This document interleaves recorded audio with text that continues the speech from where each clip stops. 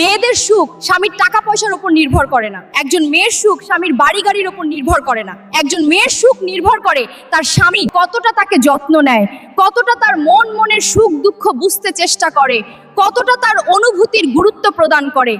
আল্লাহর হাবিব সাল্লাল্লাহু আলাইহি সাল্লামের জীবনটা দেখুন। রাসূল সাল্লাল্লাহু আলাইহি সাল্লাম তার ঘরে স্ত্রীদের অনেক ফার্নিচার দেননি। ব্যাপারটি এমন নয় যে প্রচুর আসবাব ছিল আল্লাহর হাবিবের, বরং আল্লাহর হাবিব সাল্লাল্লাহু আলাইহি সাল্লাম ভালোবাসা দিয়ে ঘরটা পরিপূর্ণ রেখেছেন। আম্মা আয়েশা বলেছেন, আমি আল্লাহর হাবিব সাল্লাল্লাহু আলাইহি সাল্লামের ঘরে এসে পেয়েছি একটি পানি খাওয়ার পাত্র, খাবারের জন্য একটি পেয়ালা, একটি সাধারণ বিছানা, এর বাইরে আর তেমন কিছু পাইনি। তবুও ভালোবাসা দিয়ে আল্লাহর হাবিব সাল্লাল্লাহু আলাইহি সাল্লামের ঘর আমি পরিপূর্ণ পেয়েছি। সুবহানাল্লাহ। আল্লাহর হাবিব সাল্লাল্লাহু আলাইহি সাল্লাম ভালোবাসা দিয়ে স্ত্রীদের মন জয় করে রাখতেন। ধন্যবাদ সবাইকে। ভিডিওটি আপনি আপনার মা, বোন এবং স্ত্রীকে অবশ্যই দেখাবেন এবং শেয়ার করে দিন।